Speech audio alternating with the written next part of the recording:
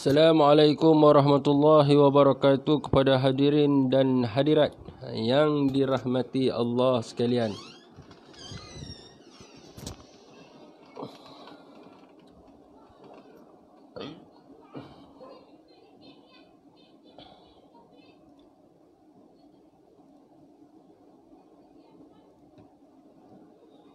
Test share lo tuan share like.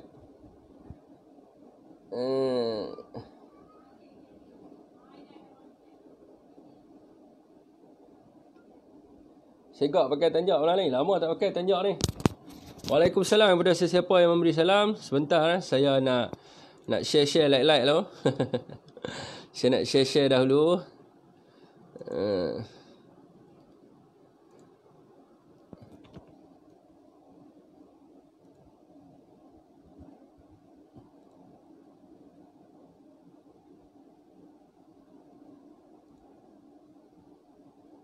Waalaikumsalam kepada sesiapa yang memberi salam.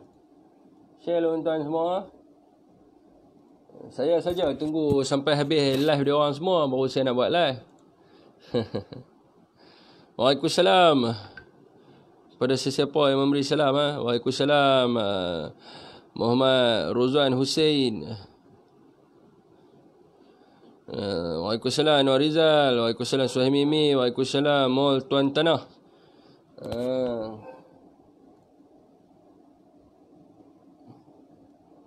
Share lo tuan-tuan. Share banyak sikit tuan malam ni. Share banyak sikit.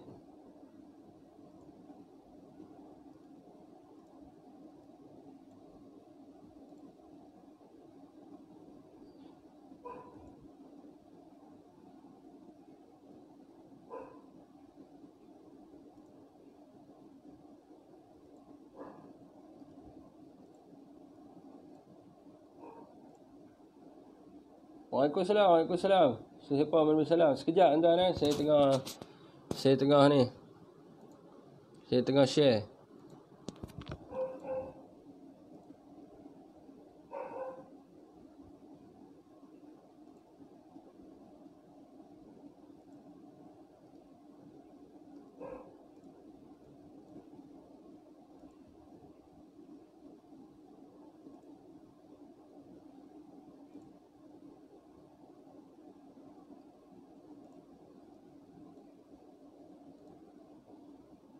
Waalaikumsalam kepada sesiapa yang memberi salam. Oh, mesti live malam ni. Takkan tak live malam ni. Mesti kena live punya. Apa banyak sangat grup saya ni. Rasa macam sikit tapi ni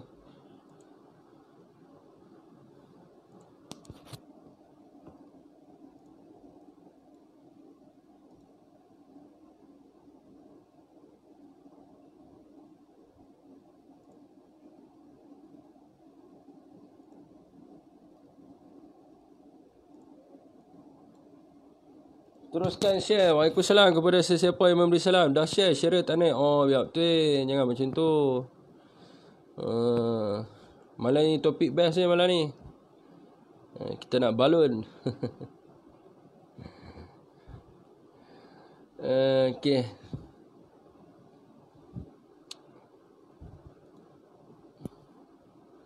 Waalaikumsalam kepada sesiapa yang memberi salam.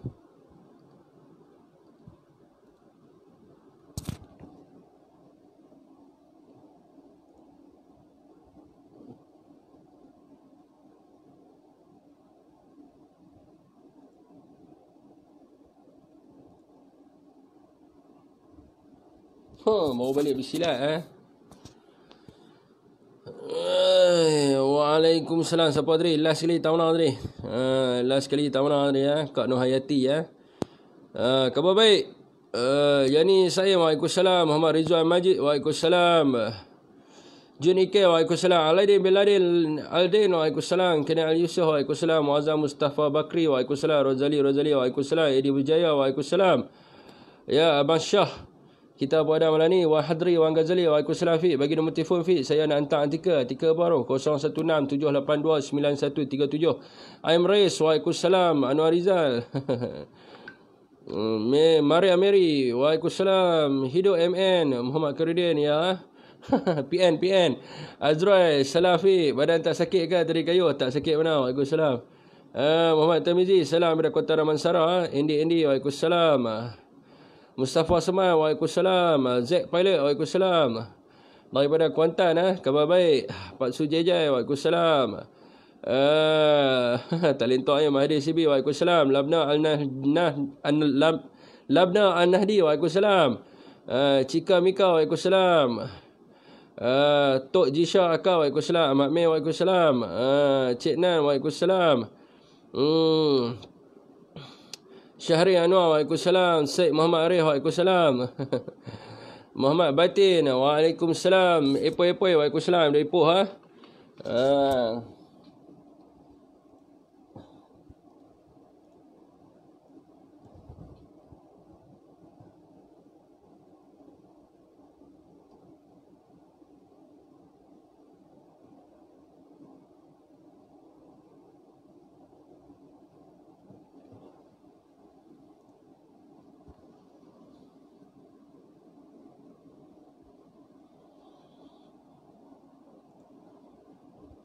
Nur Hashim Muhammad Saleh, Waalaikumsalam. Kak Nur Hidayah Abdullah dah share Sahih noyak lo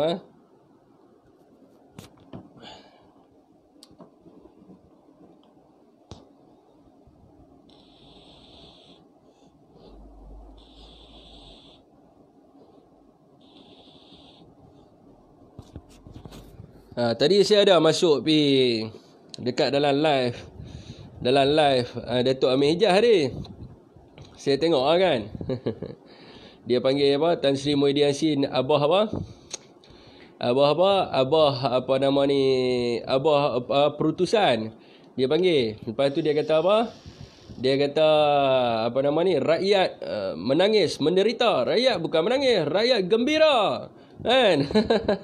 Rakyat bukan menangis, rakyat gembira. Cuma apa yang mereka sampaikan tu mengelirukan tu yang rakyat tak faham. Nak kena pakai spek kecil ni Okey tuan Herba Mujarak, Waalaikumsalam. Maaf tanya kenapa ramai post di FB kata Abah gagal. Depa tak faham tu, cyber trooper depa buat ajar lah. Depa tak faham.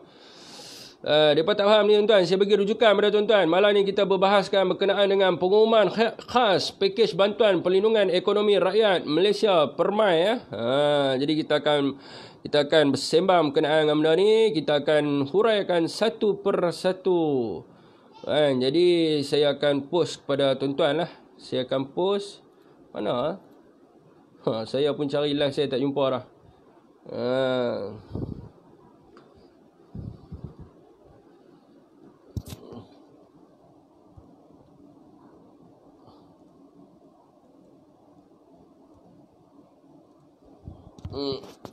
Share again tuan Saya akan bagi link sekejap. Saya pun cari live saya tak jumpa dah.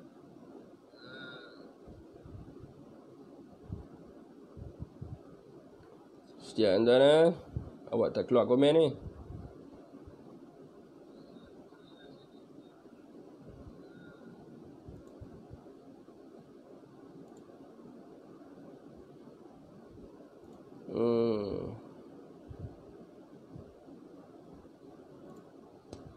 Waalaikumsalam kepada sesiapa yang memberi salam.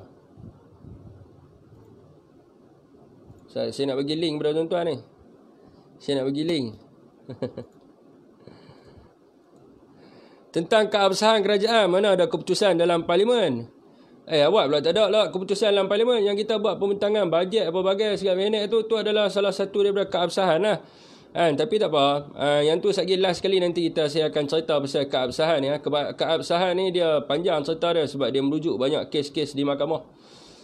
Dia merujuk pada banyak kes-kes di mahkamah. Tak apa, ni kita cerita bab ni loh, bab bajet.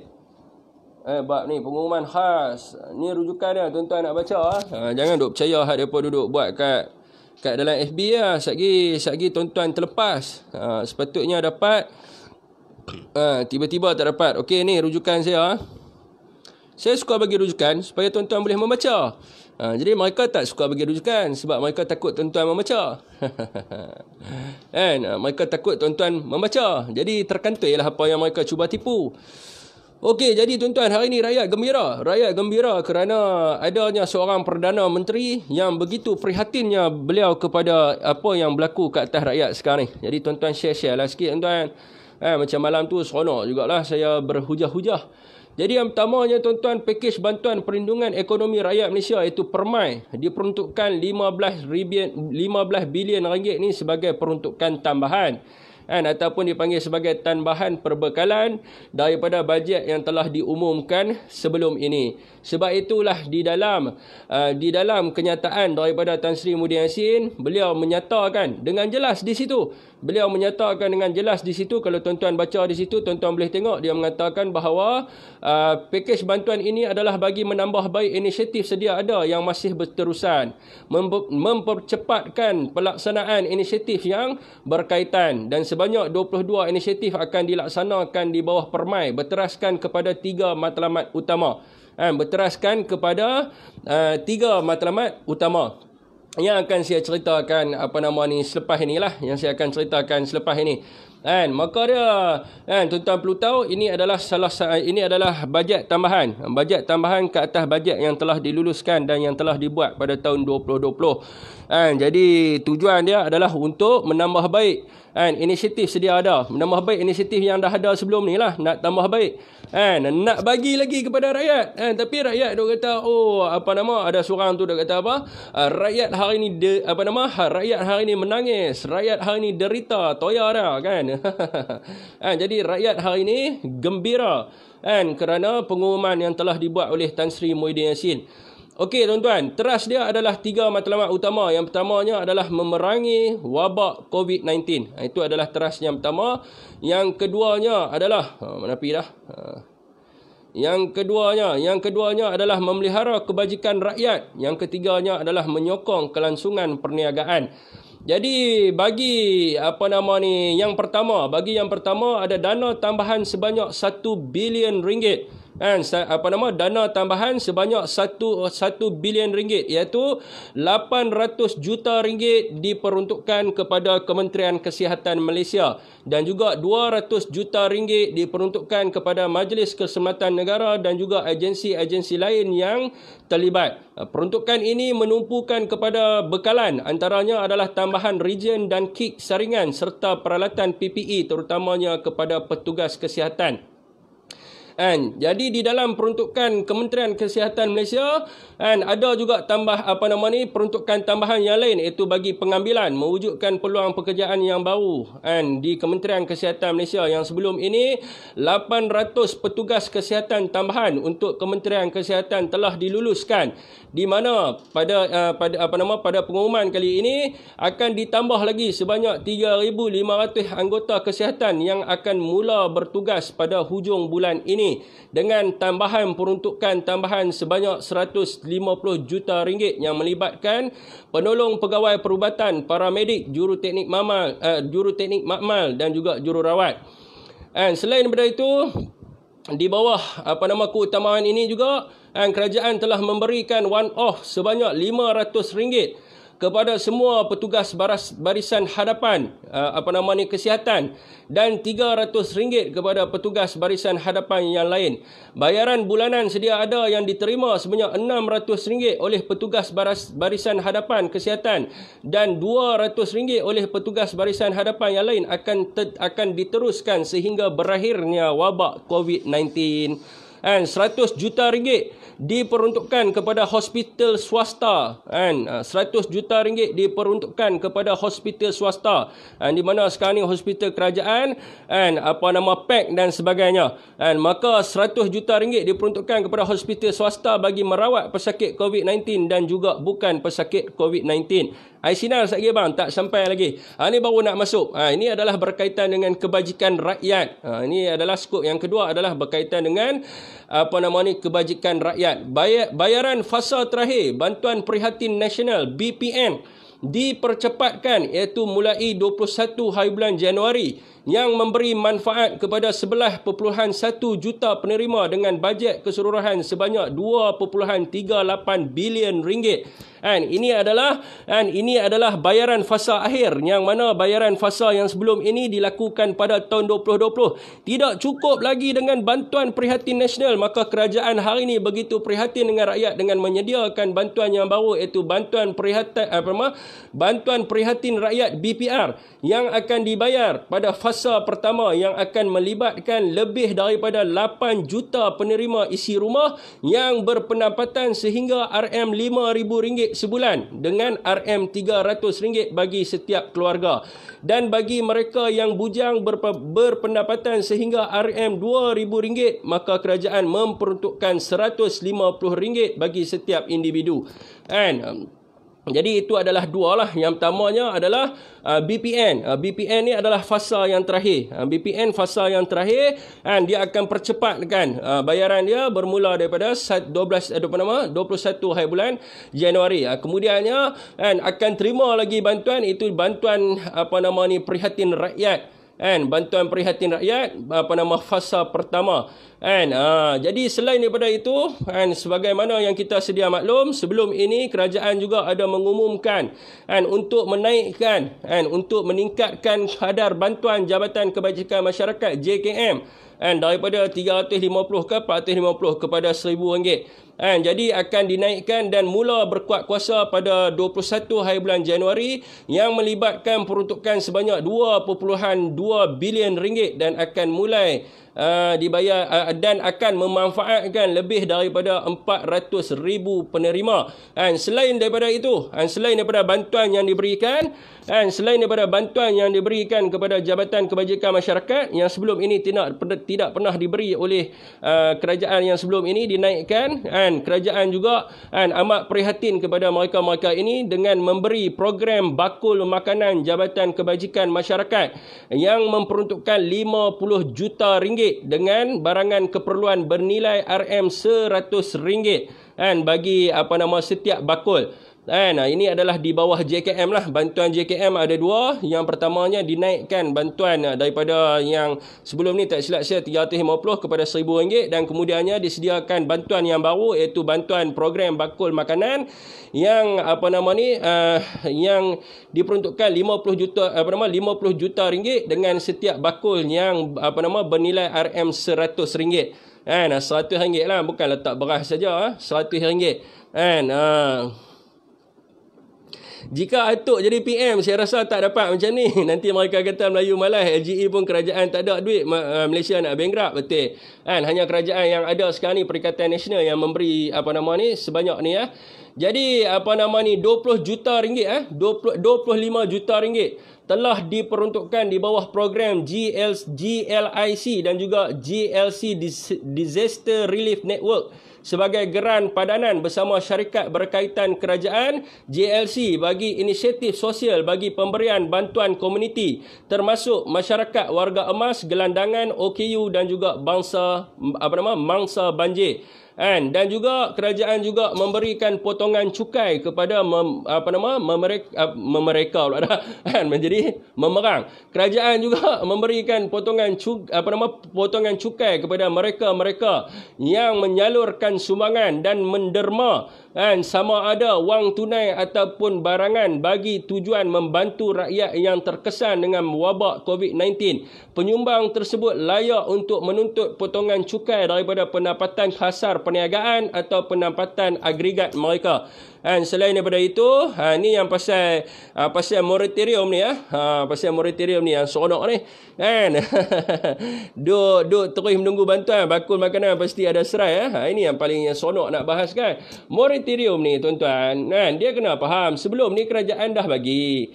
Kerajaan dah bagi sebelum ni kepada siapa tuan-tuan? Dia bagi kepada B40 dan juga M40. Kerajaan bagi sebelum ni kepada B40, M40 dan juga peniaga mikro. Itu yang kerajaan bagi. Bermula daripada bila? Bermula daripada 31 hari bulan Disember sehingga 31 hari bulan Mac. yang mana telah pun ada kelulusan 99% individu yang memohon dalam kategori tersebut pada tahun lepas, bermula daripada 31 hari bulan Disember tu telah pun lulus. Bagi peniaga PKS pula 95% telah lulus. Ini yang kita kena tahu. Jadi yang kerajaan umum tadi, yang moratorium tadi adalah moratorium yang baru. Yang lama tu dah memang terlaksana dah. Dan memang untuk B40, M40 dan juga peniaga PKS dan juga mikro ni memang dah dapat sehingga 31 hari bulan Mac tahun 2021. Jadi ini adalah yang baru. Yang depa dok kata ni kerajaan tak mau bagi moratorium lah, bagi kepada bank-bank yang terlibat dan sebagainya. Ini adalah tambahan. Kena baca bagi habis, kena dengar bagi habis. Jangan duk memutarkan kenyataan Perdana Menteri supaya duk putar piring DJ. Jadi ini adalah tambahan. Tambahan yang mana bagi negeri-negeri yang dilanda banjir. Sebelum ni kita tengok kenyataan Tengku Zafrul. Bagi negeri-negeri yang dilanda banjir adalah beberapa bank yang menawarkan lanjutan moratorium kepada mereka. Lanjutan moratorium kepada mereka ni tak kira lah B40 ke M40 ke mikro dan sebagainya, tak kira. Dia kira semua yang mana terjejas kerana banjir ni, maka mereka akan dapat moratorium yang melibatkan 15 buah bank. Yang melibatkan 15 buah bank. Sebelum ni saya ada masukkan link 3 bank. Jadi hari ni kerajaan bagi tahu 15 bank. Ni bukan hak M40, B40 hari tu dah settle dah. Hak ni ikut ada TM20, hak dia kena banjir dan dia nak minta lanjutan moratorium, maka dia dapat. Hak B40, M40 dengan mikro hari tu dah confirm dapat dah. Yang ni hak mana TM20 ni yang terkesan disebabkan banjir dan sebagainya, maka kerajaan 15 bank telah pun menawarkan moratorium bayaran balik pinjaman sehingga 31 hari bulan Mac 2021 sebagaimana yang lulus sebelum ni. Ini yang depa duk spin ni. Jangan duk putar sana putar sini duk kata ni nak dapat nak dapat moratorium hanya kepada bank-bank tertentu. Tak ada, ini kepada hak depa kena banjir. Dan yang sebelum ni, yang dah dapat sebelum ni dah dapat lah. Tak ada masalah apa. Ramai pula duk WhatsApp saya time ni ya. Yang dah dapat sebelum ni dah dapat dah. Jangan duk risau tu, jangan duk putar-putar. Ni duk putar sana putar sini ni masalah dia ni. Jadi dia akan memberi kesan kepada rakyat. Jadi rakyat tak faham berkenaan dengan apa yang disampaikan oleh Perdana Menteri. Jadi sat Aisina nak masuk. Jadi siapa hak kena banjir, siapa hak kena banjir yang tak dapat moratorium boleh mohon. Jadi anda akan layak untuk dapat moratorium sebab disebabkan oleh bencana banjir. Yang sebelum ni tak payah duk mohon dah sebab dah dapat dah. Berapa kali nak mohon dah lulus. Hak tu tak ada, hak tu lulus sampai 31 hari bulan Mac. Jangan duk dengar ni cakap daripada hak tak betul ni, duk bohong tak habis-habis. Okey, jadi bagi kategori Aisynar kategori 2. Okey, jadi sebelum ini dalam kategori 2 ni kerajaan minta untuk pengesahan majikan. Jadi susah ada ramai yang kata ada yang ramai yang kata depa ni kerja kedai makan tutup. Takkanlah kerja kedai makan nak ada surat berhenti kerja dan sebagainya. Jadi macam-macam lah. Kerja kedai makan, kerja R&R dan sebagainya, macam-macam lah. Jadi mereka ni tidak ada surat pengesahan daripada majikan dan sebagainya. Jadi diubah syarat tersebut digantikan dengan mengisytiharkan secara kendiri. Maka dia isytihar secara sendirilah. Dia buatlah surat bagi tahu saya telah hilang punca pendapatan 30%, saya telah dibuang kerja dan sebagainya. Kemudiannya lampirkan dokumen sokongan. Dokumen sokongan tu slip haji dan sebagainya lah. Jadi dia isytihar secara kendiri. Itu maksud dia bagi Aisynar kategori 2. Sebelum ni Aisynar kategori 2 sekejap tuan. Sebelum ni Aisynar kategori 2 dia kena minta surat pengesahan daripada jabatan, surat pengesahan daripada majikan dan sebagainya. Sekarang ni dia isytihar secara kendiri. Kendiri ni maknanya sendirilah. Sendiri maknanya dia buat surat sendiri, dia declare sendiri. Maksudnya dia panggil sebagai self declaration. Di dalam bahasa Inggeris dia self declaration. Dia tak perlu dah majikan nak buat declaration dan sebagainya. Jadi ini adalah satu penambahbaikan lah. Ini adalah salah satu penambahbaikan. Juan Labu dengar lu kan. Dengan melihat kepada pelbagai inisiatif, ni adalah untuk merangsang ekonomi ini untuk merangsang ekonomi terutamanya daripada sektor digital daripada sektor digital daripada sektor peralatan digital seperti telefon, laptop dan sebagainya yang mana rakyat memerlukan sekarang ni maka kerajaan melihat bahawa inisiatif dan pelepasan cukai berjaya merangsang ekonomi di dalam beberapa sektor serta keperluan norma baru yang banyak bergantung kepada penggunaan alat digital. Maka kerajaan telah memberikan pelepasan cukai sehingga RM2,500 ke atas setiap pembelian telefon bimbit, komputer dan tablet yang akan dilanjutkan sehingga 31 hari bulan Disember 2021. Maka apabila kerajaan memberi pelepasan cukai, maka harga-harga telefon, tablet dan juga laptop akan berkurang. So akan memberi kebaikan kepada dua-dua belah pihak lah. Pihak yang nak jual pun dia dapat orang kata kebaikan, pengguna pun dapat kebaikan. Pengguna di dalam norma baru ni banyak orang nak pakai laptop dan sebagainya, nak convert daripada perniagaan biasa kepada perniagaan digital dan sebagainya, maka dia perlukan laptop dan sebagainya. Maka demand tu tinggi, maka dia dapat dengan harga yang lebih murah dan juga penjual pun dapat menjual alat-alat itu dengan cepat lah. Salah Syafiq terlambat masuk tertidur lah Okey, selain daripada tu, apa lagi kerajaan bagi? Kerajaan memberikan pemberian data 1 GB secara percuma bernilai RM500 juta kepada seluruh rakyat Malaysia bermula pada 1 hari bulan Januari 2021 dan akan dilanjutkan sehingga hujung April 2021. Pemberian data 1 GB secara percuma bernilai peruntukan bernilai RM500 juta bermula 1 hari bulan Januari 2021 dan akan dilanjutkan sehingga hujung April 2021. Kemudiannya adalah pengecualian cukai jualan ke atas kenderaan penumpang jenis pemasangan tempatan dan import sehingga 30 Jun 2021 bagi memacu momentum perkembangan sektor automotif. Kerajaan juga memberikan pengecualian cukai ke atas jualan kenderaan penumpang jenis pemasangan tempatan dan juga import sehingga 30 Jun 2021 bagi memacu momentum perkembangan sektor automotif. Selain daripada itu, ini adalah yang untuk adik-adik kita lah. Kerajaan juga melanjutkan sudahlah PN dia info kemas detail lah tu. Saya siap bagi rujukan ni. Depa tak puas hati depa pergi baca lah depa tak puas hati depa pergi baca, bukan saya kencing lain pada depa rujukan apa tak ada duk cerita pumpang lepas tu kencing orang. Yang seterusnya adalah kerajaan juga melanjutkan tempoh moratorium bagi peminjam PTPTN sehingga 31 hari bulan Mac 2021. Jadi bagi peminjam PTPTN mereka akan mendapat tempoh lanjutan moratorium sehingga 31 hari bulan Mac 2021. Selain daripada itu, program PSU sebagaimana yang saya sebut sebelum ni adalah program PSU subsidi upah. Mungkin orang dia tak puan nak tahulah tentang program subsidi upah ni.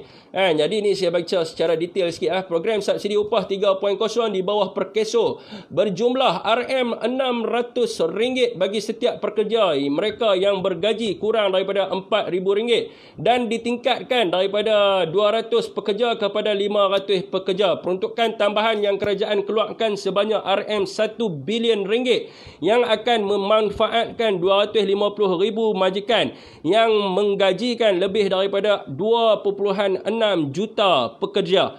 Jadi program di bawah program subsidi upah ni.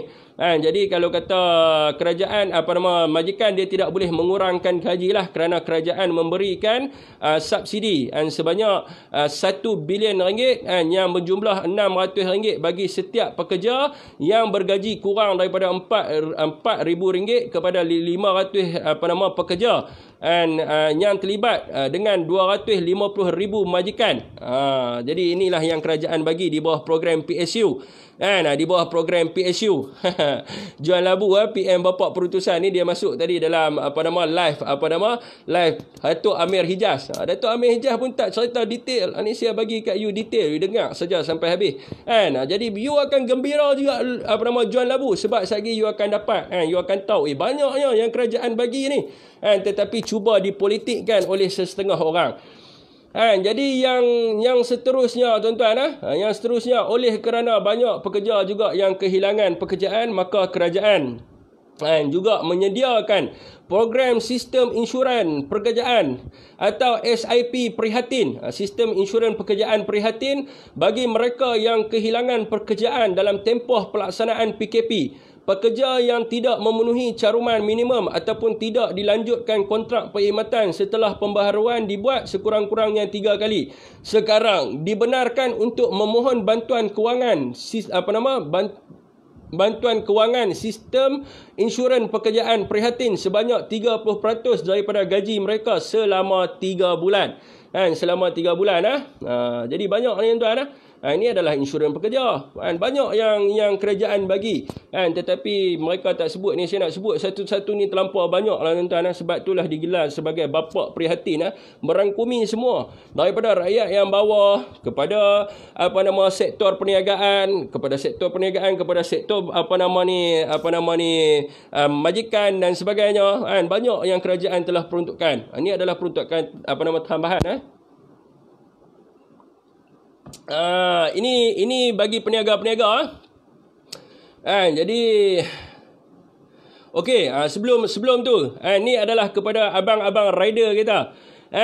Abang-abang rider kita, SIP tu nak minta macam mana? Tu kena pi tengok kepada ni lah, kepada website di bawah Perkeso. Jadi tuan-tuan, abang-abang rider kita untuk delivery rider, Food Panda dan sebagainya, kerajaan telah memperuntukkan 24 juta ringgit bagi sebagai sumbangan caruman penuh di bawah skim keselamatan sosial pekerjaan sendiri di bawah Perkeso.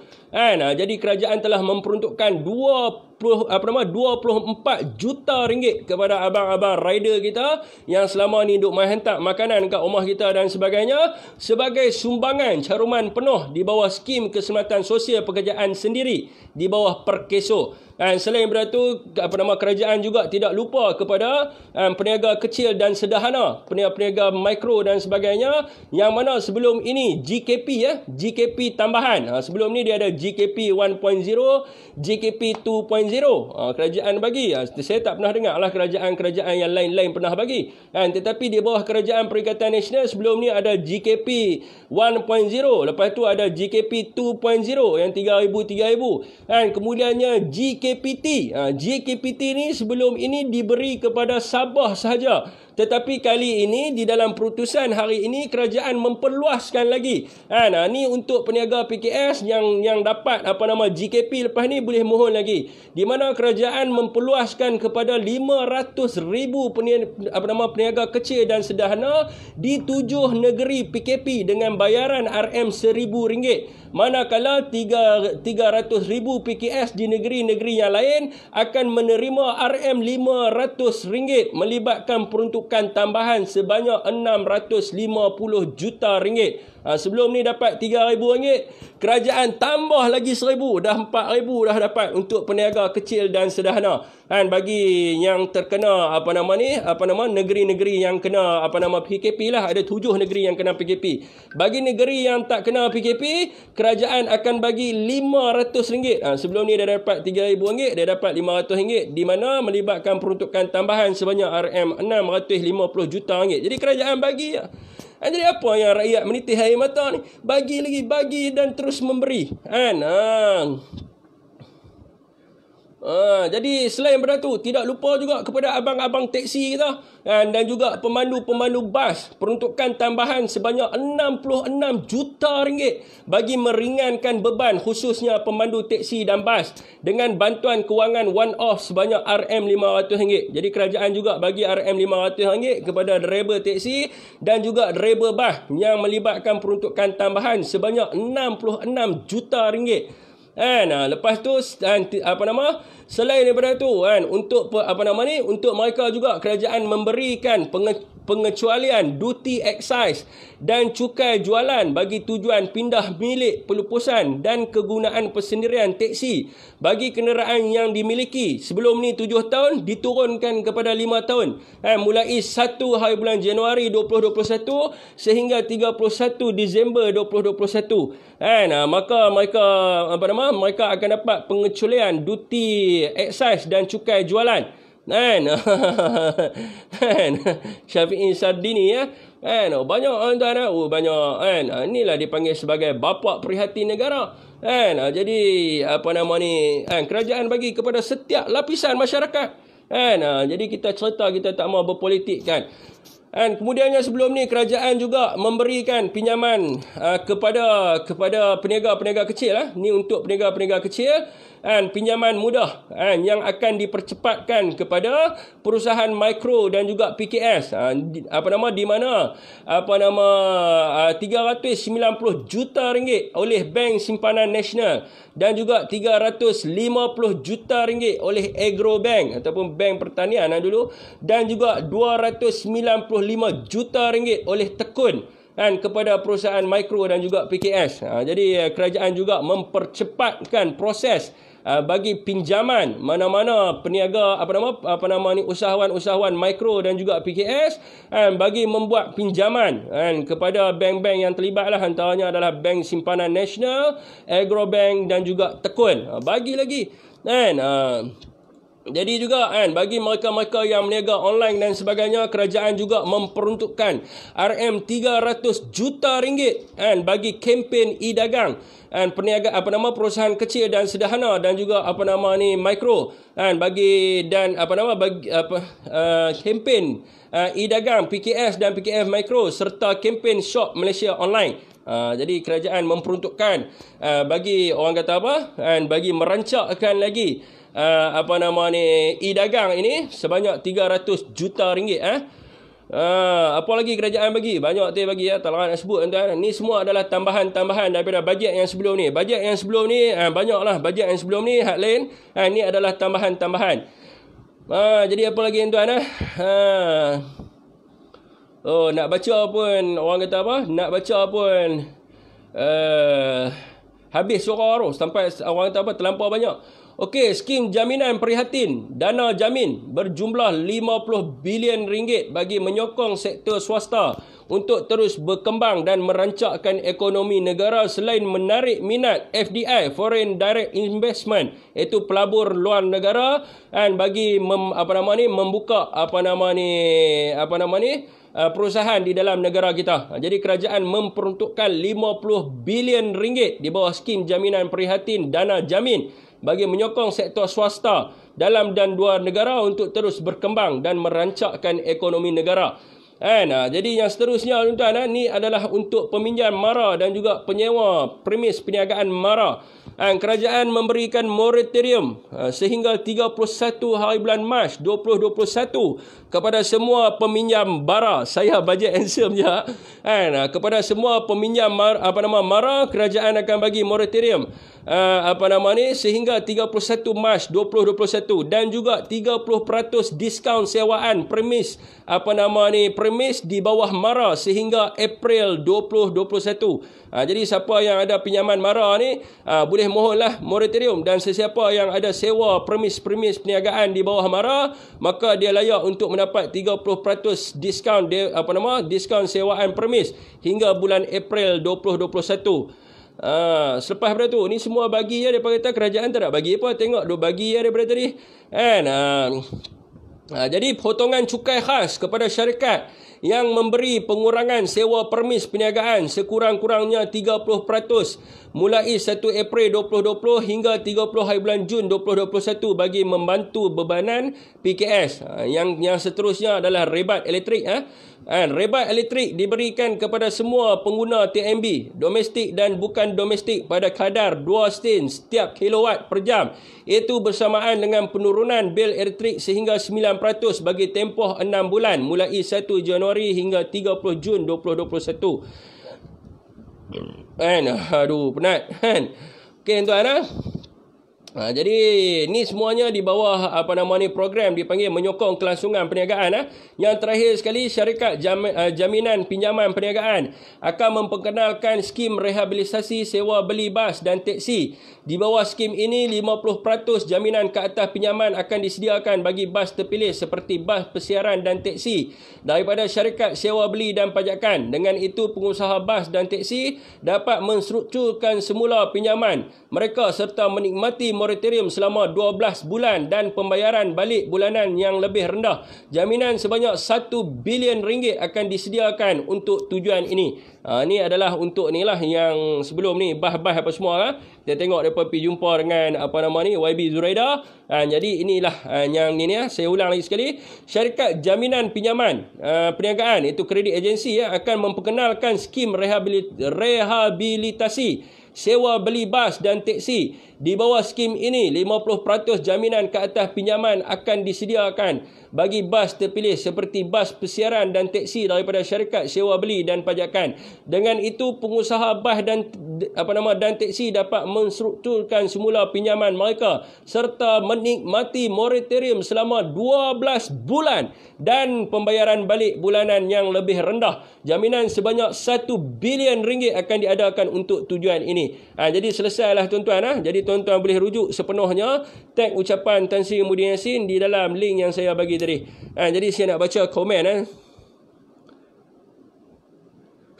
Ada orang tak ada. Saya ni adalah sekadar orang kata apa, figura dia panggil. Bro lah, saya bajet handsome. Alah, sembang lah kau, tapi ambil juga apa yang kerajaan bagi. Siapa pula PM paling korupsi dalam sejarah Malaysia? Say hi to follower Ashmir penjilat pisang. Sebab tu saya tunggu mereka habis pisangnya. Mesti keturunan bang. Jangan nak maki mereka. Kerajaan 22 bulan bagi RM RM30, sembang gajah terbang. Rakyat jangan bergantung dengan kerajaan. Tak sabar nak hafal manifesto Abang Noan PRU 15. Sabar ya Min, sikit lagi PRU. Tuan-tuan, saya menang hari ni 24 jam minyak turun RM1.50. Haram tak turun pun kan? Kerajaan dulu cakap banyak untung tapi rakyat dapat lopong. Kerajaan sekarang difitnah ekonomi merudum tetapi rakyat mewah dengan bantuan. Sokong padu kerajaan PN 100%. Yang ni saya sokong. Di SMA Bayan saya baca kepada dia, kerajaan dulu cakap banyak untung tapi rakyat dapat lopong. Kerajaan sekarang difitnah ekonomi merudum tapi rakyat mewah dengan bantuan. Sokongan padu kerajaan Perikatan Nasional 100%. Dan hidup Tan Sri Muhyiddin Yassin. Itu pasal kena share bila live bang, bagi orang tahu apa kerajaan buat. Berhenti tengok live yang asyik condemn kerajaan tapi tak beritahu apa kerajaan dah bagi. Fik nak link yang duk baca tu, nak baca pasal bajet bantuan ni, bawah saya duk bubuh dari tadi, dekat berapa jam dah duk ada tang tu kan. 40 minit dah duk ada tang tu kan.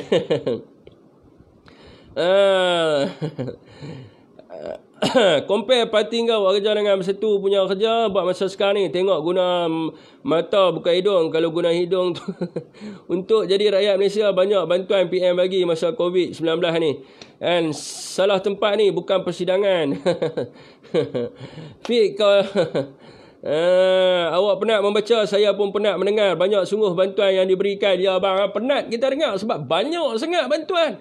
Sampai kita tak tahu kita nak ambil tahu mana. Tapi mereka kata rakyat menangis. Rakyat menangis kerana apa tuan-tuan? Rakyat menangis hari ini kerana Perdana Menteri mereka yang betul prihatin. Rakyat menunggu berpuluh tahun sejak merdeka. Nak cari seorang Perdana Menteri yang begitu prihatin kepada rakyat. Yang menjaga rakyat. Bukan sahaja daripada atas. Daripada bawah rakyat kebiasaan. Makcik goreng pisang. Dan sampailah kepada perusahaan yang besar-besar.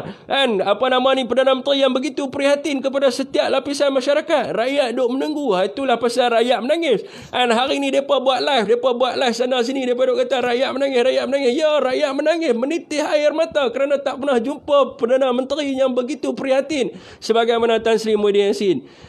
And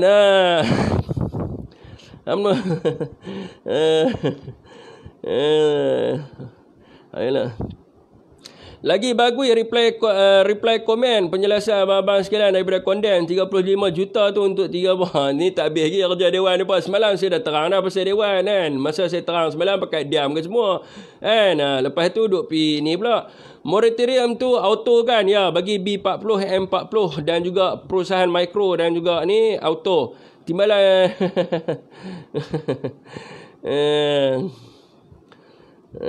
bagus Fik baca atas fakta yang benar dan bukan fitnah orang. Saya tak fitnah, saya bagi depa baca tapi depa tak bagi ni. Isu saman pemula pula. Saman pemula Anwar Ibrahim saya dah bagi tahu dah semalam dia nak pergi saman di kerajaan langit. Bagi penerangan untuk rakyat ni tak habis-habis cakap persepsi ya, betul ya.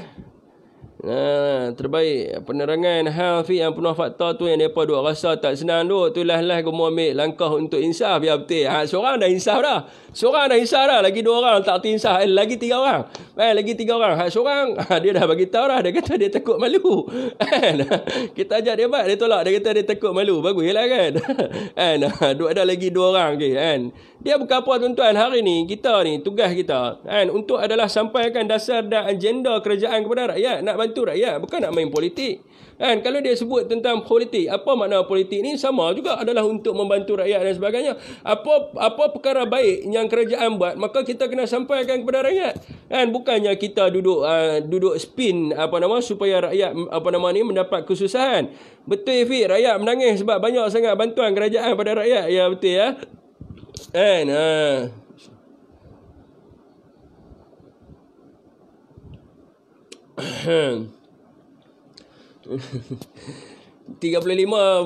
daripada 2 bilion tak ada apa raib macam tu. Kan repair banglo 10 juta banyaklah tentang kalau kita nak cerita kan. Tapi baik pilah kan pasal parti depa, baik pilah kita malas nak cerita pasal parti depa kan. Kita malas nak cerita pasal parti depa. Fik Ismail duk fitnah memang hafal lah apa dia cakap kan.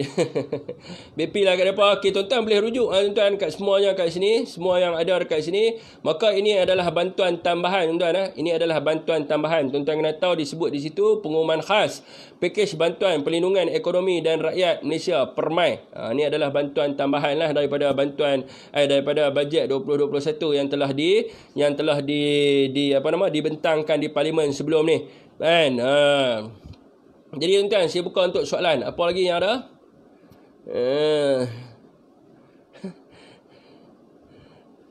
Apa lagi tuan-tuan yang berkaitan dengan ni? Yang berkaitan dengan ni.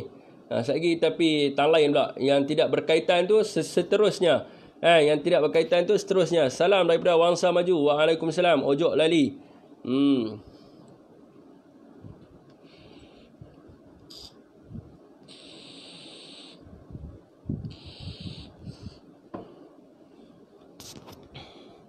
Mereka duk cerita tentang BPN, mereka tak cerita BPR. Kerajaan hari ni bagi macam-macam. Semua ada. Azwan Arifin, pelawak. Terima kasih kerana menganggap saya membuat lawakan. Tapi jangan duk ambil lah. Umur atas 5 tahun, payah nak insaf Rafiq. My name is Lebok is watching. Kita orang nak mohon, bantu macam mana? Cakap nak mohon, pinjaman bank. Pinjaman bank apa Rukak? Bank menyediakan link. Semua link ada. Saya dah bagi dah sebelum ni. Pergi tengok dekat page ya. Semua ada. Kan? Rakyat dah celik Fik. Apa pun bida'ah. Bida'ah dan fitnah pada kerajaan sekarang. Rakyat tetap sokong PM sekarang ya. Hidup Tan Sri. Kan? Fik yang kena pandai sikit baru bagi semangat lah. Ya, saya nak pandai-pandai tak lebih sebab saya ada share dalam grup ni. Sekali saya tak boleh lah lebih-lebih macam selalu.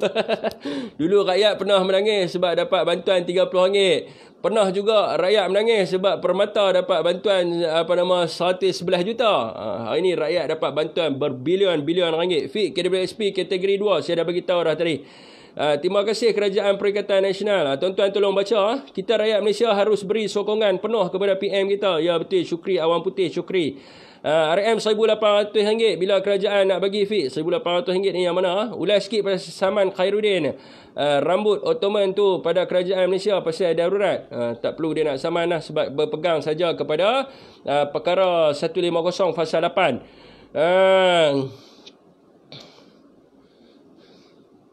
Okey, Mak Rusli kira salam. Dia minum kopi ya. JKP dapat semua 1.0 sampai 2.0 grafik. Auto grafik. Itu kena mohon ni dah selesai dah. JKP 1.0 dah settle dah. 2.0 settle. Lah ni GKPT. GKPT ni dulu dilaksanakan untuk Sabah sahaja. Tetapi kali ni kerajaan bagi tambahan dalam bajet sebelum ni, dalam bajet 2021 yang dibentangkan pada 23 hari bulan November tahun 2020, kan, bajet GKP ni, kan, bajet GKPT ni hanya untuk Sabah saja. Kan, tapi kali ni dalam bajet tambahan kerajaan bagi GKPT ni, kan, grant JKPT ni kepada semua. Kan, jadi 7 negeri yang terlibat dengan PKP ni dia akan dapat 1,000. Kan, jadi negeri-negeri yang lain akan dapat RM500. Tu grant GKP lah. Kan, jadi tuan-tuan boleh baca bajet 2021. Macam tu juga tadi dalam live depa dah sebut tentang tentang KWSP.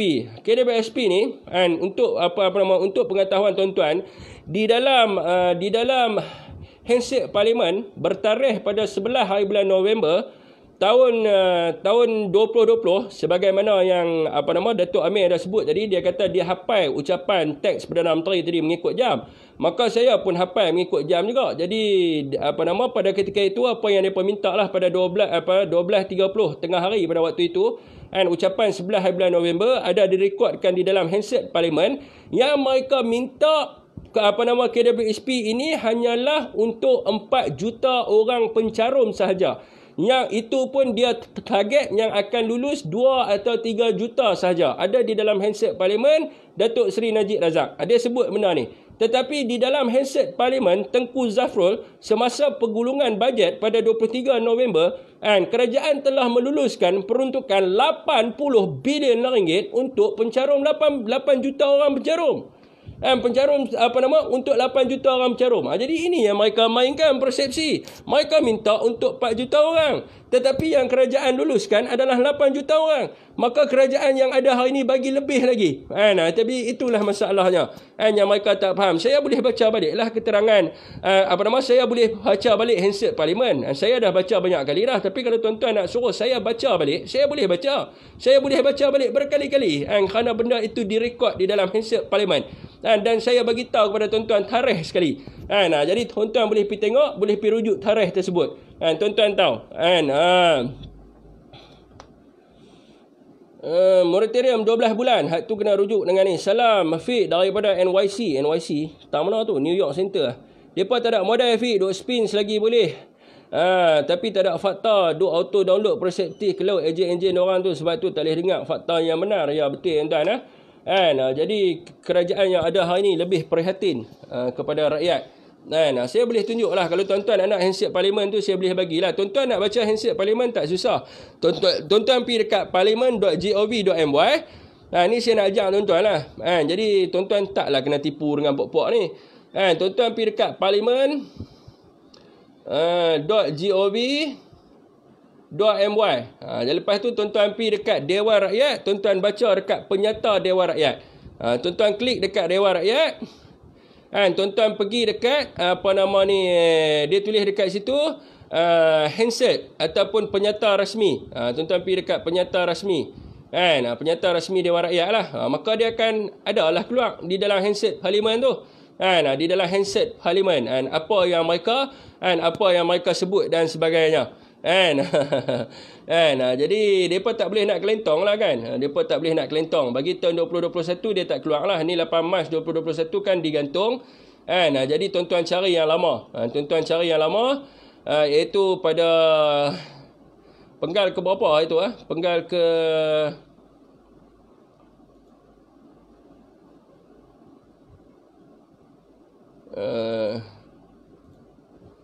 saya tak ingat dah penggal ke berapa. 8 Mac hingga ni. Bukan. Tuan-tuan carilah dia ada penggal-penggal dia. Takwim dia tu. Tuan-tuan tengok takwim dia. Tuan-tuan pergi baca. Abang mengantuk pun tak boleh tidur. Ya ke abang? Alamak, nak buat macam mana? Okey tuan-tuan. Berkaitan dengan apa tuan-tuan cakap tadi. Perkara 43.4 tu. Saya dah banyak kali terangkan kepada tuan-tuan. Tuan-tuan boleh rujuk dalam satu buku yang saya bagi tahu kepada tuan-tuan. Dia ada cerita tentang benda ni. Iaitu buku yang bertajuk The Conflict. Buku yang bertajuk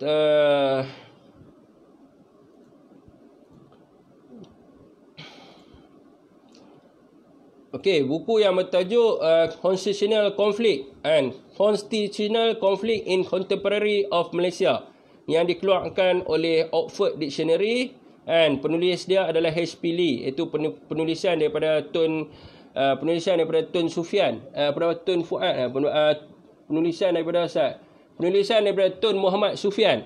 Penulisan daripada Tun Muhammad Sufyan. Tuan-tuan boleh pergi tengok dalam kes Stephen Kalong Lincoln.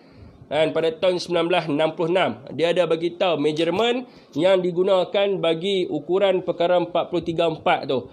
Dan perkara 434 tu yang berkenaan dengan majority.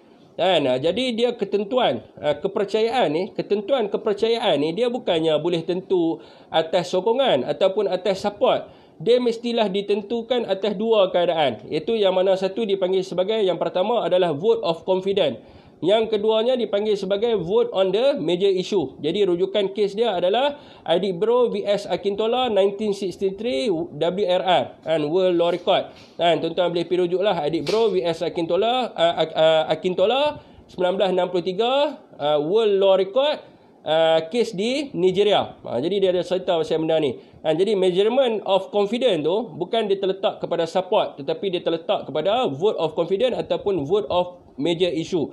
Kalau nak cerita tentang keabsahan Tan Sri Muhyiddin Yassin telah pun mendapat keabsahan. Dia tak perlukan vote of confidence tu. Dia tak perlukan. Sebab apa? Masa perbentangan bajet 23 November 2020 lulus. Lulus 112 sokongan. Dekat situ dia dah dapat dah keabsahan. Di peringkat jawatan kuasa pun dah dapat dah keabsahan dia. Maka tak perlu lagi kita nak tunggu kepada vote of confidence. Dan kita kena tahu usul yang dibawa oleh, bila sesuatu usul dibawa di Dewan Rakyat, dia mestilah mengikut kepada peraturan Dewan Mesyuarat ataupun dipanggil sebagai Parliamentary Standing Order. Di dalam peraturan 14/H Parliamentary Standing Order menyebut bahawa usul berkaitan dengan kepentingan umum haruslah diutamakan. Usul-usul peribadi ataupun usul-usul daripada perbankan ni dikira sebagai private bill ataupun usul peribadi. Maka dia tidak boleh diangkat naik. Dia kena selesaikan dulu usul-usul berkaitan dengan kepentingan umum. Jadi tidak ada orang kata yang nak sebut tentang measurement perkara 434. Jadi saya rasa tak perlulah kita nak bahaskan tentang ada majoriti ataupun tidak ada majoriti. Kita tak perlu nak bahaskan sebab sekarang ni kita dalam tempoh darurat. Sebab tu saya pernah cakap kepada tuan-tuan, kita kena melihat kepada B40 dapat apa? Ni tuan boleh baca kat bawah ni, macam-macam dapat. Sebab tu saya kata kita kena melihat kepada statistik parlimen. Sebab dia tak bagi tahu ukuran kepercayaan daripada sudut majoriti tu, dia tak bagi tahu daripada dia kedudukan yang macam mana. Sebab kalau kita nak membentuk kerajaan, dia kena ada majoriti untuk membentuk kerajaan. Dia tak sebut majoriti tu datangnya daripada dua pihak ataupun datangnya daripada tiga pihak. Sebagai contohnya kalau tuan-tuan tengok di dalam statistik parlimen sekarang ni, kalau kita tengok sekarang ni, kedudukan dia perbankan dia bukan ada majoriti. Sebab tu saya pernah tanya kepada Ismail. Sebab tu saya pernah tanya kepada Ismail, dekat mana yang dia mengatakan Tan Sri Muhyiddin Yassin hilang majoriti. Jadi kita nak tahulah dekat mana yang kata hilang. Jadi bila dia kata Tan Sri hilang majoriti, bila dia sebut tentang perkara 434 tu, dia tak faham tentang ukuran kepercayaan tu yang pertamanya. Yang keduanya, dia tak baca habis di dalam perlembagaan. Dalam perlembagaan sebut, sekiranya Perdana Menteri hilang kepercayaan majoriti ahli Dewan Rakyat, maka Perdana Menteri hendaklah meletakkan jawatan jemaah menteri atau atas permintaannya parlimen dibubarkan oleh Yang di-Pertuan Agong. Dia tak baca. Dia baca separuh saja. Dan bila dia sebut tentang kepercayaan, apa makna kepercayaan tu? Kalau kita baca dalam bahasa Inggeris, if the Prime Minister cease to have the command of the dia sebut itu cease to have a command, if the Prime Minister cease to have command of confidence, Kan, dia sebut kat situ, sekiranya Perdana Menteri hilang kepercayaan, maknanya dia tidak ada confident, bukan dia sebut tentang support, bukan sokongan. Bila sebut tentang confident, merujuk kepada kes Adik Ibro, dia kena membuktikan atas dua keadaan. Dia kena buktikan atas dua keadaan.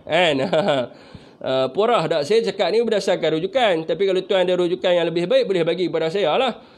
Jadi kalau kita tengok kepada statistik Parlimen, saya banyak kali jugalah, sebab mereka ambil kedudukan ni adalah berdasarkan daripada undian bajet. Mereka ambil kedudukan berdasarkan undian bajet.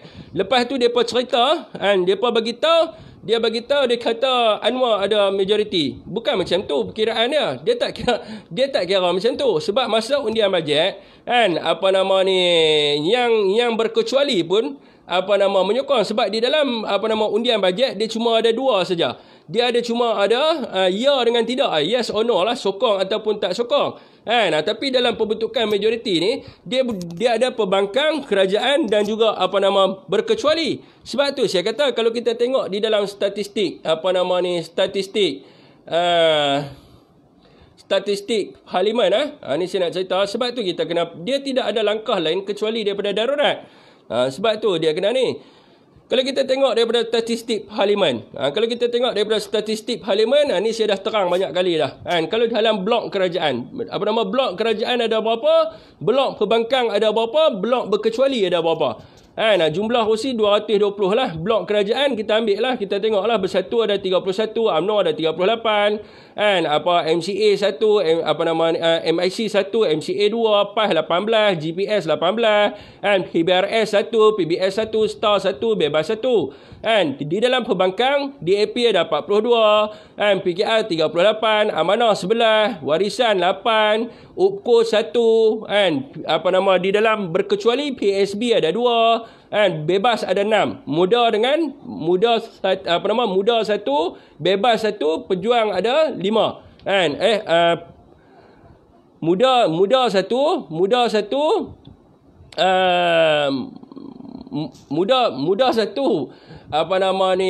Bebas 1, Pejuang 4.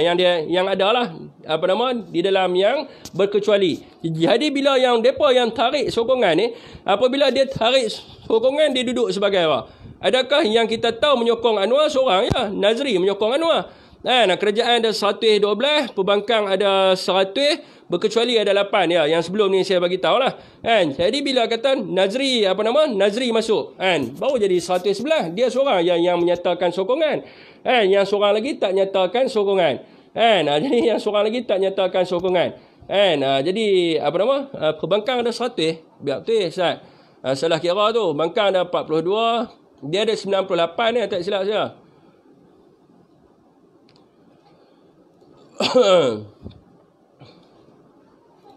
Okey, 42 campur 38, campur 38, campur 11, campur 8, campur 1. Dia ada 100, dia ada ngam 100. Dia ada 100.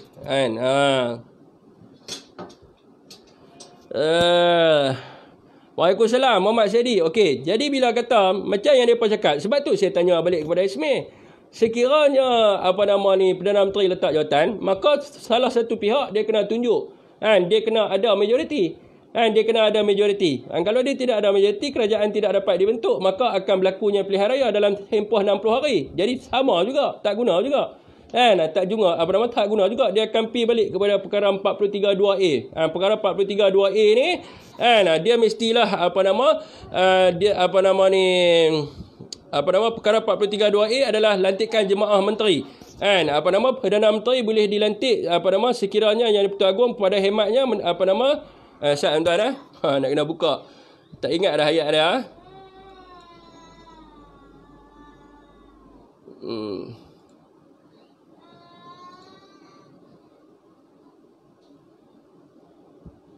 Okey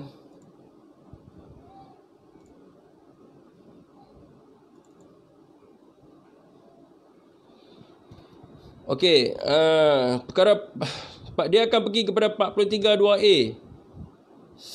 Mana 432A?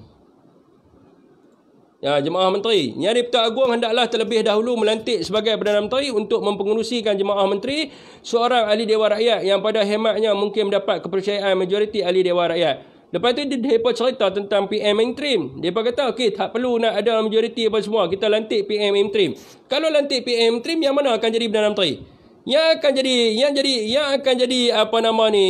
jadi Perdana Menteri bukannya Zahid Hamidi. Yang akan jadi Perdana Menteri adalah Tan Sri Muhyiddin Yassin sebab duduk tak mana. Dia duduk di dalam Akta Tafsiran berkaitan dengan temporary minister. Temporal minister mestilah seorang minister. Dan dia mestilah seorang menteri sebelum tu. Sebab tu dalam kes Tun Mahathir, yang lantik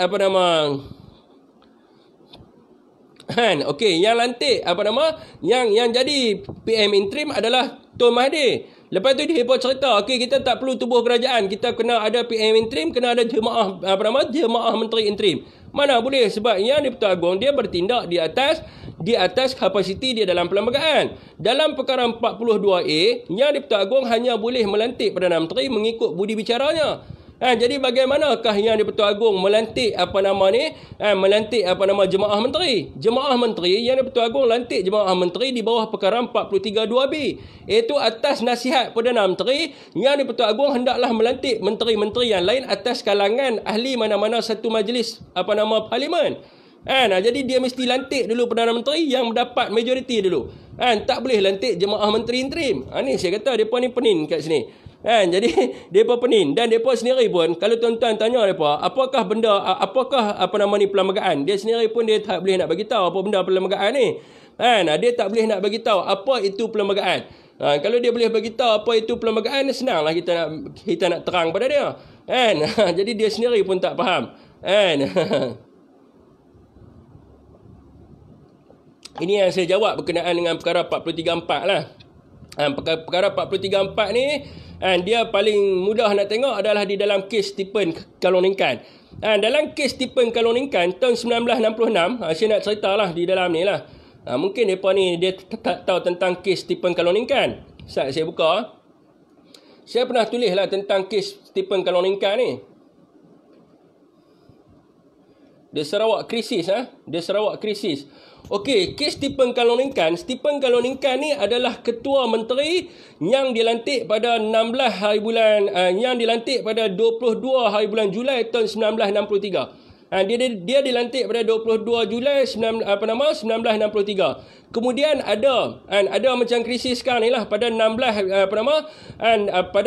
Jun 1966 Tun Haji Abang Openg telah menerima, dia terima SD lah, yang mengatakan bahawa ada penolakan terhadap Stephen Kaloningkan ni. Makanya ada beberapa orang lah di kalangan Exco Negeri yang menolak Stephen Kaloningkan, dan dia meminta supaya Stephen Kaloningkan ini meletakkan jawatan kerana dia bagi tahu bahawa Stephen Kaloningkan telah pun hilang kepercayaan.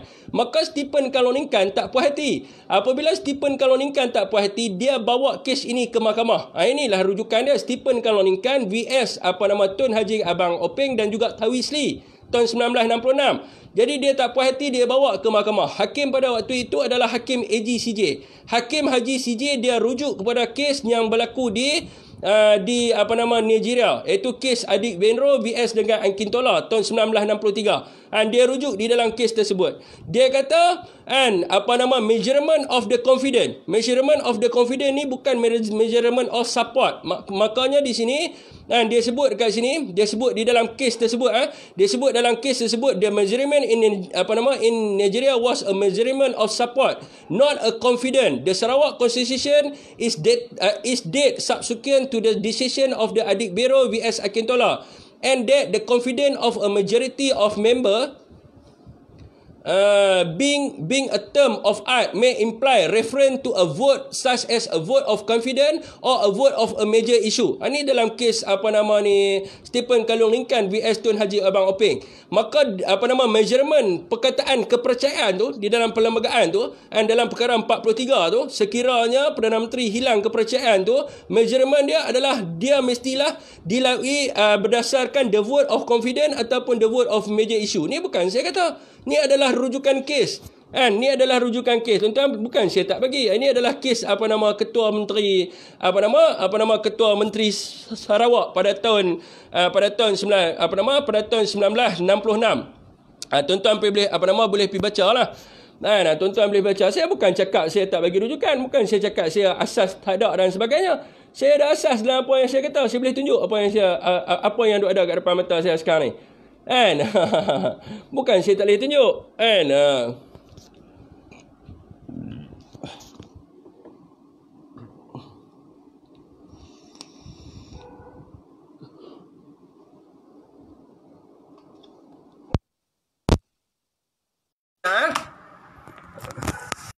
Dah kita baca sama-sama.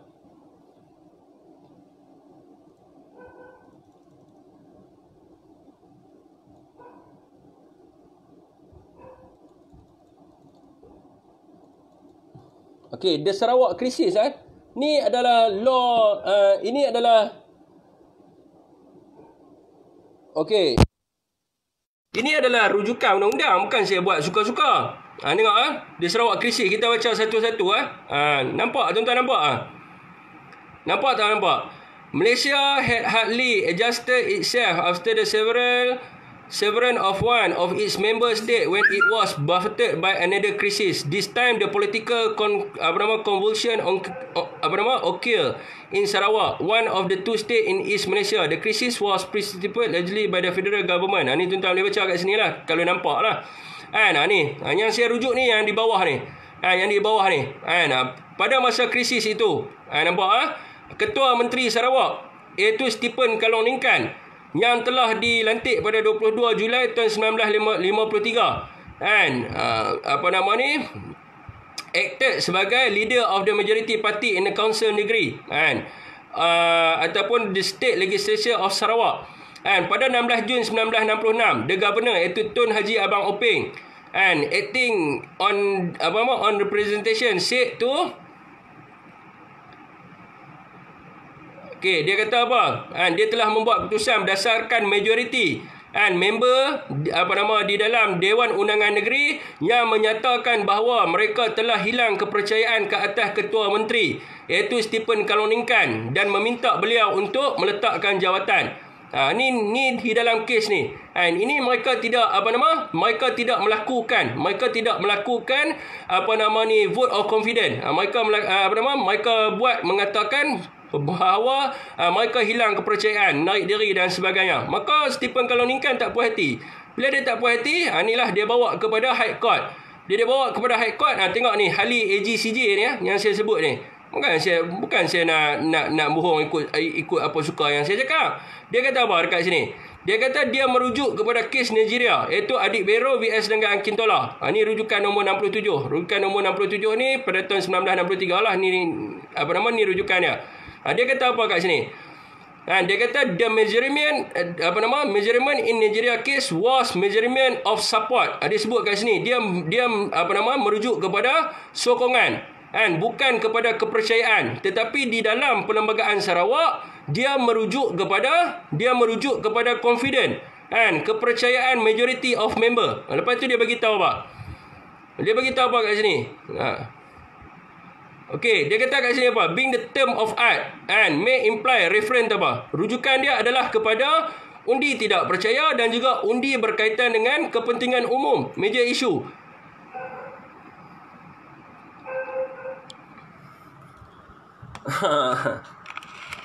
Sepek lola. Jadi saya bukan buat rujukan ikut kepala otak saya. Saya baca kes yang ada dah sebelum ni.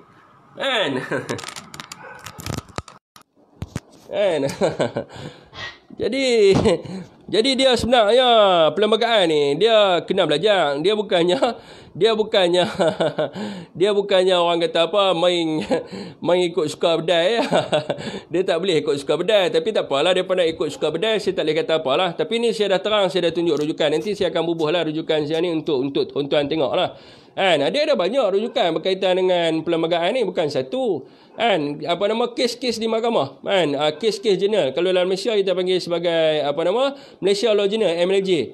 Kan kalau luar negara dia ada banyaklah CLJ, WLR dan sebagainya. Ini adalah kes-kes rujukan yang kita jadikan sebagai rujukan. Kan?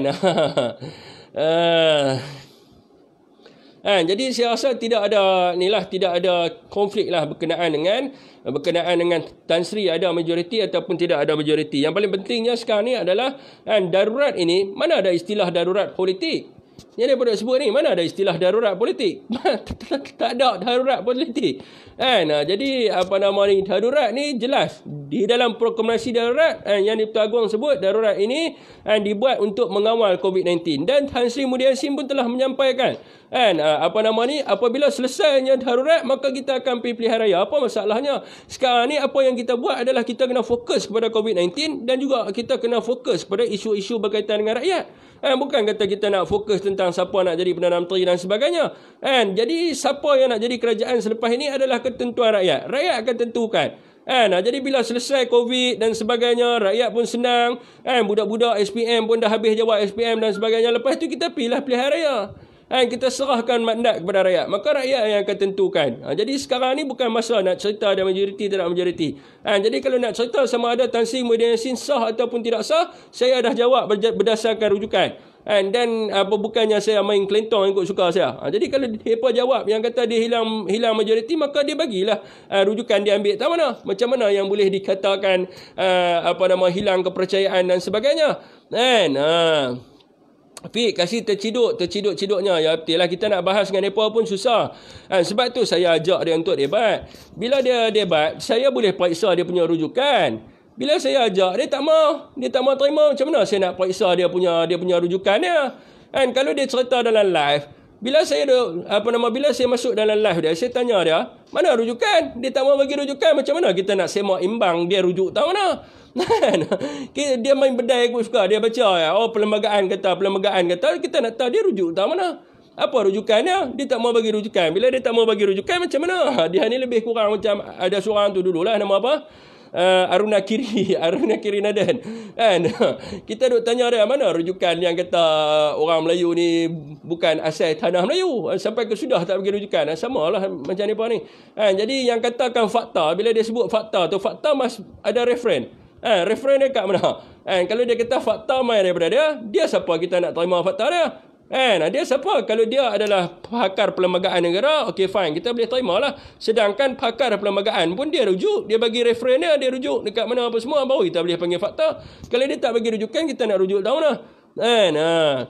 Membaca penyuluh hidup, Imam Syafi'i cukup takut berhujah dengan orang yang jahil. Imam Syafi'i tak takut berhujah dengan 10 orang yang cendekiawan. Referen is important. Good job. Betul. Referen is important lah. Sebab tu saya suggestkan kepada saya tak panggil netizen, saya panggil sahabat follower. Mereka panggil netizen, saya panggil sahabat follower. Make sure yang pertamanya adalah periksa dulu sumber itu benar ataupun tidak benar.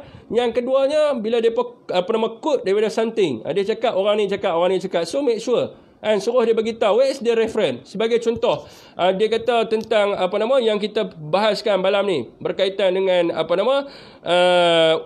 perutusan Perdana Menteri. Suruh dia sediakan reference. Macam saya bagi bawah ni, reference pula dia ada two type of reference. Yang pertama kita panggil sebagai primary reference. Yang kedua kita panggil sebagai secondary reference. Yang primary ini adalah yang ni lah macam kata perutusan Perdana Menteri main daripada pmo.gov.my. Itu dipanggil sebagai primary lah, buku dan sebagainya. Secondary ni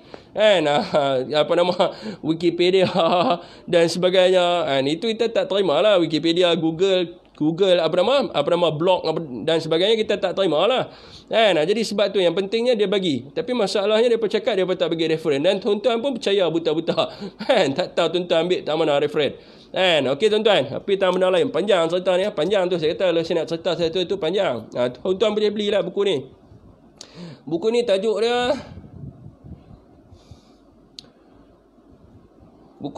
dia Constitutional Conflict in Contemporary Malaysia and second edition, H.P. Lee. Dia ada cerita. Nanti saya akan bubuh lah. Dia orang suka baling telur, lupa yang dia baling tu telur sendiri. tu pasal ajak visi dia orang malu. Dia abang dalam visi dia cakap, dia kata kalau dia masuk dengan saya malam tu, maka dia kata tidak ada guna sebab saya nak jatuhkan maruah dia di khalayak ramai. Dan kalau kata saya tak ada niat nak jatuhkan maruah dia, kalau kata dia cakap betul, kenapa dia takut? Kan? Kenapa dia takut? Dia tak perlu takut lah. Dia nyatakan lah. Bodoh semua memang tak boleh nak buat apa. Boleh bagi tahu benar-benar, dia tak nak percaya. Betul ya? Fi, duk cakap apa nama, aku duk terbayang. Syabib cakap berdasarkan fakta. Ya, saya tak terik benar, so saya bagilah referen. Berdebat dengan puak tak faham bahasa dan pentaksud, takkan ke mana kita pula jadi gila. Tapi sebarang orang yang politik, Fi, kena juga lawan dengan fakta. Terbaik fact don't give about apa ni? About their opinion. Betul tu, Fik. Kalau fakta kena ada rujukan, setiap Fik bagi rujukan, saya akan check. Pasal sekarang semua di ujung jari. Ya betul, Zapat hantu tuyul every reference yang saya bagi, tuan-tuan boleh check, tak masalah apa. Sebab itu yang pentingnya. Sebab apa yang saya cakap dalam live ni sebagai sumber sekunder. Saya cerita kepada tuan-tuan, info yang tuan-tuan dapat daripada saya, tuan-tuan kena periksa betul tak betul apa yang saya cakap ni. Tapi buat selama ni lah, daripada tahun 2018 sampai tahun 2020 saya dah buat live, saya tak pernah kena lagi lah pusing fakta dan sebagainya. Tapi mereka ni banyak kali lah kena belik lah, pusing dan sebagainya. Jadi saya akan bagi, dan tuan-tuan kena reference lah. Nak juga tengok Syafiq debat dengan dia tolak, Lobak tolak. Dia hari tu dah try dah hari tu. Dia tolak dan dia main isu peribadi. Cerita bana sikit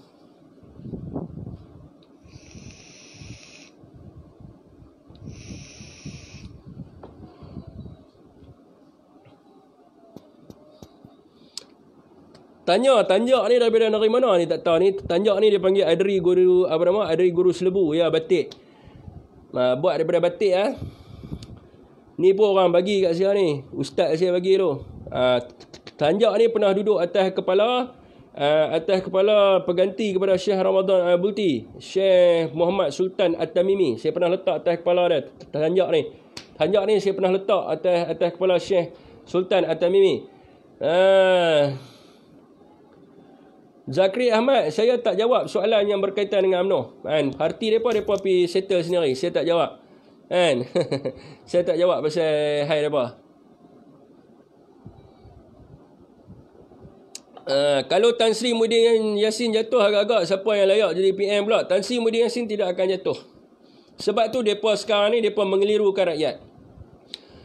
Sebab mereka jealous dengan pencapaian Tan Sri Muhyiddin Yassin. Sebab tidak selama berapa puluh tahun kerajaan, sejak daripada zaman kemerdekaan sehingga kini, saya boleh katakan, kalau tuan-tuan tengok betul-betul perutusan daripada Tan Sri, daripada perutusan yang pertama sampailah sekarang ni, Tan Sri tidak pernah mengabaikan walaupun secebis daripada rakyat Malaysia. Kalau Tan Sri sebut tentang bantuan, pasti akan ada bantuan yang menyeluruhi daripada peringkat rakyat sampailah ke atas. Bila ada yang terkurang, ataupun bila ada komplain dan sebagainya, maka Tan Sri akan menambahkan. Sebagai contoh, macam teksi dan juga bas. Teksi dengan bas kan sebelum ni ada isu berkaitan dengan kredit agensi dan sebagainya, yang mereka jumpa dengan YB Zuraida. Jadi Tan Sri umumkan, bagi kepada mereka moratorium 1 tahun dan sebagainya.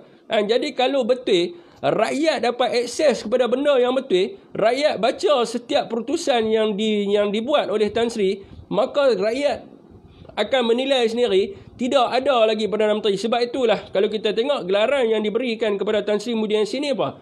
Gelaran yang diberi oleh Tan Sri Muhyiddin Yassin ni adalah Bapa Prihatin Negara. Bukan kata saya duduk dalam Parti Bersatu, saya nak melambung-lambung presiden kita, dah. Tapi benda ni hakikat. Tuan-tuan boleh nilai sendirilah. Ni saya bagi link pada tuan-tuan kan, perutusan PMO ni kan. Tuan-tuan pergi baca. Daripada perutusan yang pertama sampailah perutusan yang kini hari. Apa yang kurang?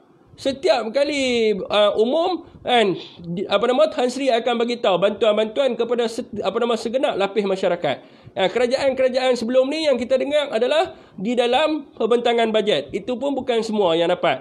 Bukan semua yang dilaksanakan. Apa yang kita dengar adalah di dalam janji-janji manifesto. Di dalam janji-janji manifesto ni bukan semua yang ditunaikan. Tetapi pada Tan Sri Mulyani ni kita sebab tu dia selalu buat keputusan sebab apa? Sentiasa dia panggil apa? Fix the arrow. Apa yang rakyat minta dia akan penuhi. Apa yang rakyat minta dia akan penuhi mengikut kepada relevan ataupun tidak relevan lah. Ada iklan pula belakang tu. Nangis Okey tuan-tuan, dah pukul 2.30 Duit bantuan pun Najib yang simpan. Dia bukan duit Najib tuan-tuan, duit kerajaan.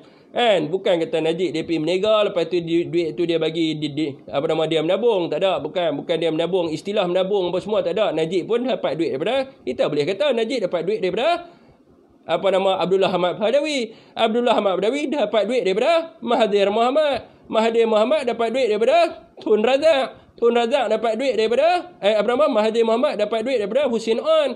Hussein On dapat duit daripada Tun Razak. Tun Razak dapat duit daripada Tunku Abdul Rahman. Dia ikutlah aturan Perdana Menteri itu sebab ni adalah duit yang ada. Ni adalah duit rakyat. Dikembalikan kepada rakyat. Sebab tu kita kena tahu macam mana duit kerajaan ni boleh ada. Duit kerajaan ni datangnya daripada hasil percukaian rakyat. Kerajaan bukan berniaga. Duit cukai rakyat lah, duit cukai pintu, cukai macam-macam segala cukai akses, cukai jalan dan semua dan segala-galanya dimasukkan di dalam kumpulan wang yang disatukan. Kumpulan wang yang disatukan ni akan diagihkan kepada rakyat. Ni semua duit rakyat. Bukan kata duit Najib, bukan duit dia ambil bubuh dalam kerajaan, tak ada, duit rakyat. Cuma pada waktu tu dia kutip cukai banyak kat rakyat. Bila dia kutip cukai banyak kat rakyat, rakyat terkesan dan sebagainya. Semua adalah duit rakyat. Bukan kata duit dia. Ni adalah fahaman yang salah. Semua duit rakyat. Duit kerajaan ni semua datang dari rakyat. Sebab tu kita kena faham bagaimanakah proses kewangan negara. Proses kewangan negara ni dia main daripada sudut macam mana. Bukan kata Perdana Menteri ni dia pergi menega buah limau kan, dia pergi menega buah tembikai, duit untung buah limau tu dia masuk dalam kumpulan wang disatukan dah. Duit main daripada rakyat lah semua. Saya ahli muzik daripada bulan 3 tahun lepas sampai sekarang tak ada income, tapi tak pernah salahkan kerajaan. Saya menggunakan otak untuk berfikir, bukan nak salahkan kerajaan. Ya, betul Tok Jesa akar.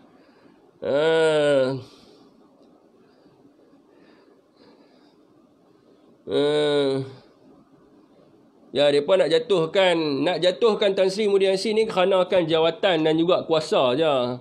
Bukan sebab negara bangsa. Bukan sebab negara bangsa, tetapi sebab jawatan dan juga kuasa, dan juga nak lari daripada kes di mahkamah. Apa masalahnya?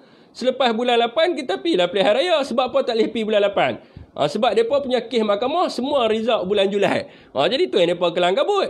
Semua kes mahkamah mereka bulan Julai. Kes mahkamah Zahid Hamidi bulan Julai dan sebagainya. Yang kluster mahkamah ni duk sibuk. Sebab tu saya kata dulu, apa masalah kalau kita pergi pilihan raya bulan 8? Kalau kita pergi pilihan raya bulan 8, apa masalahnya? Tak boleh. Tak boleh dan sebagainya. Sebab apa tak boleh? Bulan 7 keputusan kes. Mereka punya keputusan kes bulan 7. Ada yang 28 hari bulan 7. Ada yang Ahmad Maslan pun bulan 7 juga. Dia punya result kes dia. Itu yang kelang kabut lebih. PM lah ni jenis tak suka simpan-simpan duit. Benda duk ada, bagi buang kat rakyat. Tan Sri jenis kira nak bagi perhabis buang. Tu yang mereka rasa sakit hati tu. Takut habis dan tak dan kat mereka nanti. Duit rakyat kembalikan kepada rakyat lah. Itu adalah sistem khalifah. Dia balon duit rakyat tak. Abang Faris lapuk diri sambil tunggu nasi masak. Lama Faris makan nasi lewat malam. Sekali badan jadi macam saya. Faris jumpa saya dulu kurus lah ni, badan saya dah macam King Kong.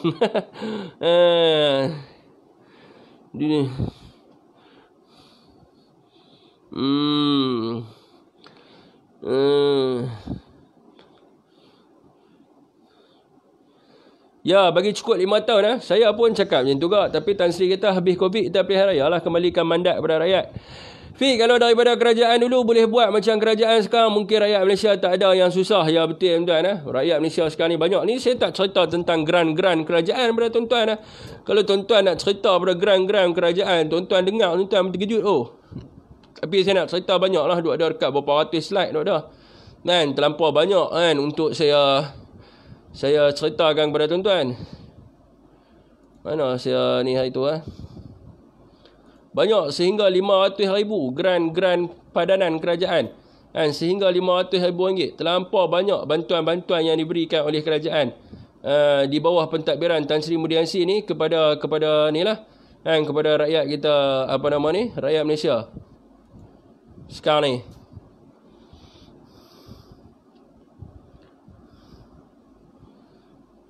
Ayo Ada bisi. Siapa nak bisi bagi tahu. Fit, Tan Sri Mulyassin memang PM terbaik, terbukti. Memang beliau jadi MB Johor, negeri Johor membangun dengan pesat. Betul. So, orang Johor dia tahu lah. Saya buka bisi sekejap tuan-tuan. Sebab saya pun dah mengantuk ni. Sekarang ni pukul 12.30. Dalam 10 minit saya ingat. Lah ni dah berapa lama saya buat live ni 1 jam. Boleh lah seorang. Siapa nak bisi boleh lah. Siapa yang nak bisi boleh lah. Tapi kalau nak bisi esok pun tak apa, saya ingat kan. Ni tuan-tuan tak apa. Kita ambil 10 minit untuk persoalan. Ada persoalan yang timbul tak?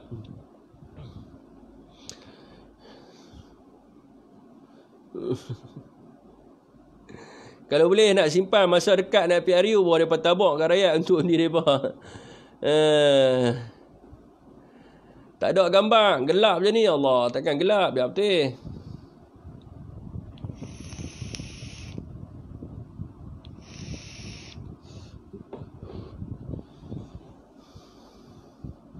Terima kasih daripada Pondok Sungai Dua Syafiq. Daripada dulu hingga kini banyak yang kami pelajari daripada Syafiq Abdul Latif Abdullah, Pondok Sungai Dua. Dulu ada seorang 4 tulang kering Pondok Sungai Dua juga. Kan, tak apalah, bukan banyak belajar daripada saya. Saya cuma ambil balik apa yang saya cuma sampaikan benda yang sepatutnya lah kepada tuan-tuan, bukan memanipulasikan perkara-perkara yang yang lain. Okey tuan-tuan, kalau tak ada apa-apa, jam telah pun menunjuk pukul 12.30 malam. Esok masih ada lagi banyak perkara yang perlu dibuat. Setakat itu saja untuk malam ini. Wabillahi taufiq wa hidayah. Wassalamualaikum warahmatullahi wabarakatuh.